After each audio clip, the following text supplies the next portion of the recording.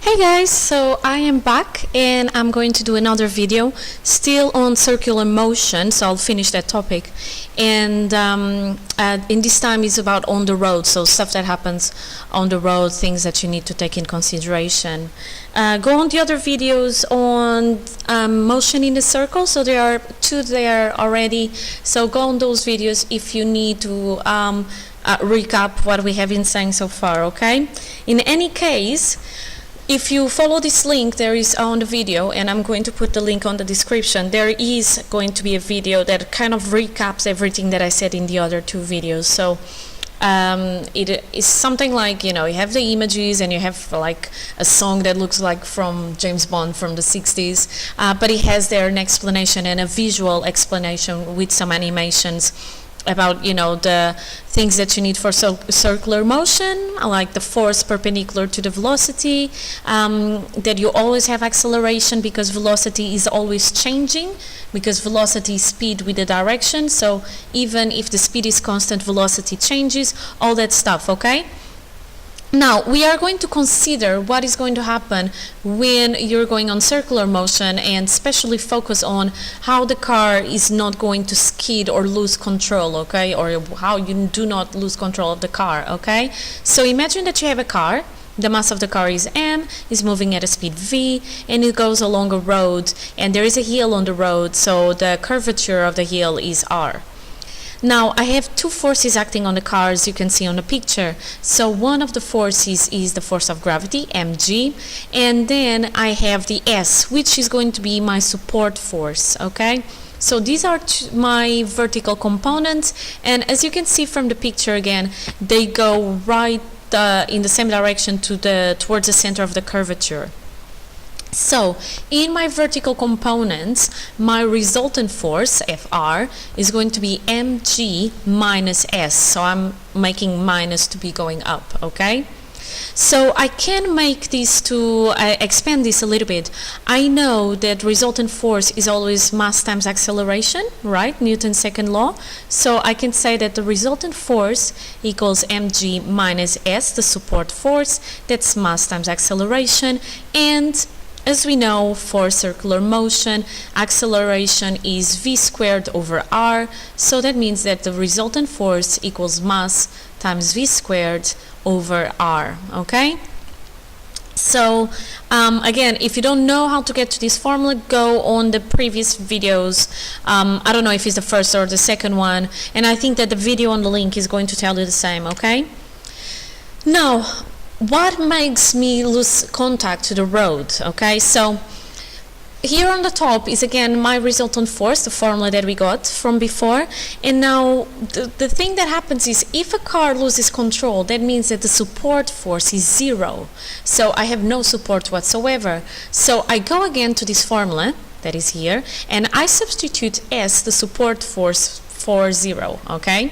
So I have resultant force equals mg minus s, which is equal to mg minus 0.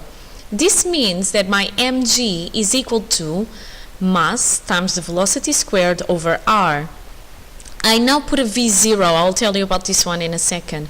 So that means that my velocity squared for me to lose control on the road is going to be equal to g, the gravity, times r, the radius of the curvature of my curve.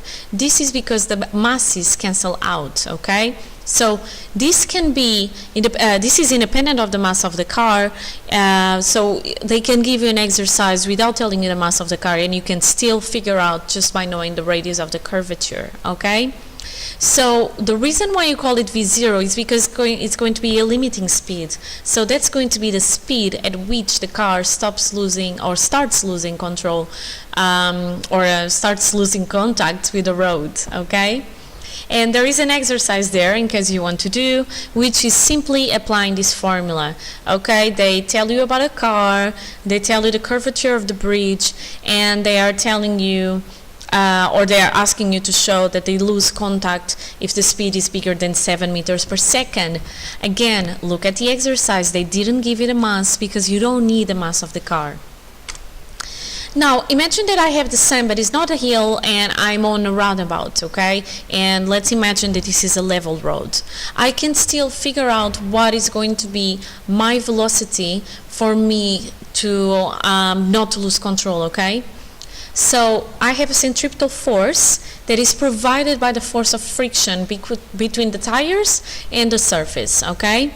And if I don't want to skid, so if I don't want to slip, I need to have that force is smaller, sorry, I just said smalling, is smaller than F0, where F0 is again my limiting force of friction. So it's going to be that force from that number I am going to skid, okay? Now, because I know that my force of friction, and again I know this from previous lessons, go on the other PowerPoints or videos, I know that my force of friction equals mv squared over r, then my limiting force is going to be equal to m, now v0 squared over r. So it's going to be, the limiting force is going to be exactly the same formula, but now I substitute my velocity for my limiting velocity, okay? The velocity for which, if I exceed that number, I am going to skid, or I'm going to lose control of the car, okay? Now imagine that I want to take the friction coefficient into account. Imagine there is ice, there is sand, there is a wet surface. Then what I would say is I would put the friction coefficient multiplied by mg, and this would be equal to the mass times the velocity 0 squared over v, meaning that the maximum speed for me to lose control of the car would then become the square root, so this comes still from moving around this formula, okay, is going to be the square root of the friction coefficient times the gravity times r, the radius of the curvature, okay? Now, as you can imagine, there are some cars like the Formula 1 cars. They're going to go quite fast, even if they have a curved road. So for you to be able to still go around or do any sort of circular motion without having to slow down much, not to lose contact, you can have a banked track.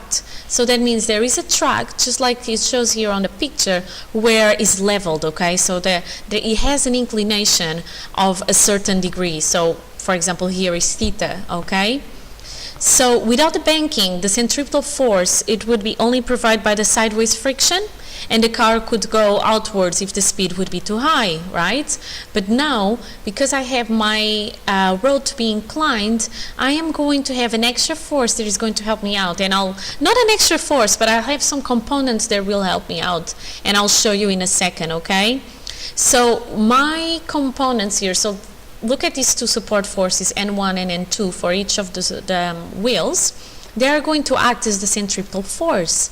Okay, so it's not just one in there, but are these two, and they are going to be smaller. Just look at the angles, okay? So I'm going to first put this as an exercise, but I'll tell you the answers in a second.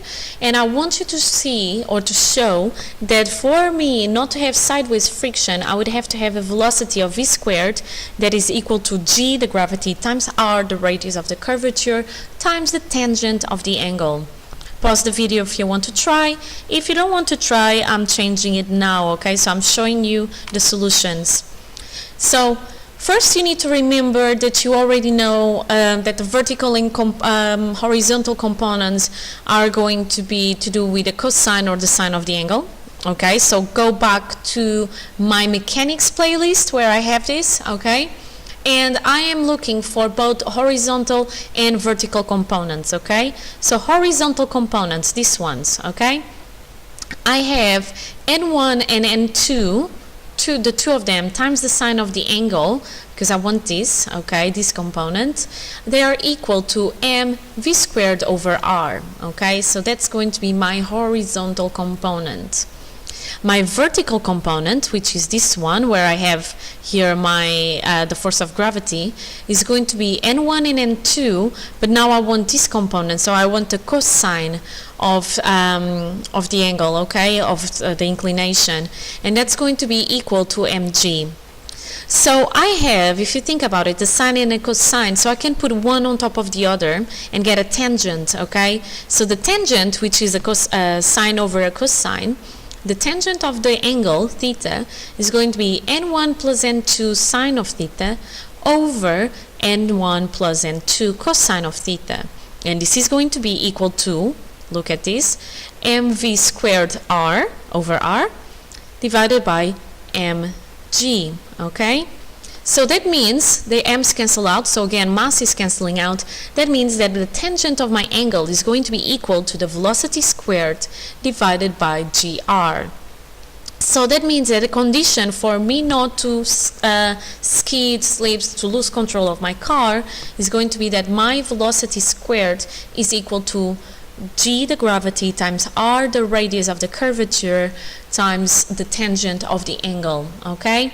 And again, I have another exercise for you that you can do to check that if the banking angle is not bigger than 5 degrees and the radius of curvature is 360 meters, that the speed for the sideways friction is 18 meters per second, okay? It's a direct application of the formula. So overall, what I told you today is that there are different formulas that you can derive to know from which velocity you're going to lose contact with the road. If it's the top of the hill, it's going to be the square root of gr. If it's in a roundabout and I'm taking into consideration the friction coefficient is going to be equal to the square root of mu, the friction coefficient, gr.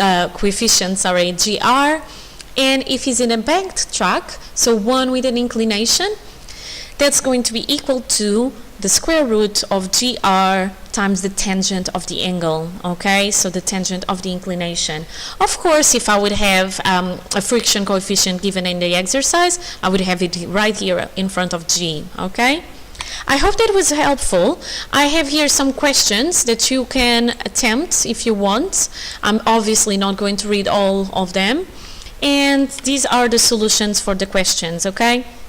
So give it a go, try them, and I hope you do well. And as always, you know, if you have any questions, just let me know. So bye-bye, and I see you in another video.